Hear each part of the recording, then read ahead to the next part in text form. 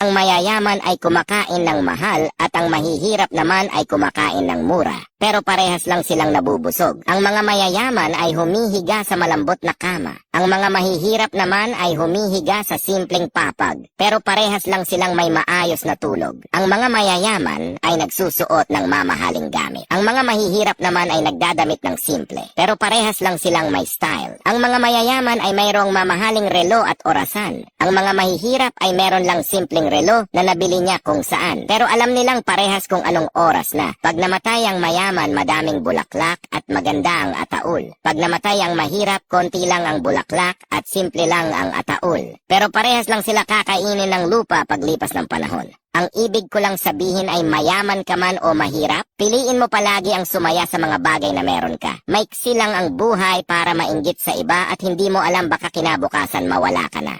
I make your speakers bang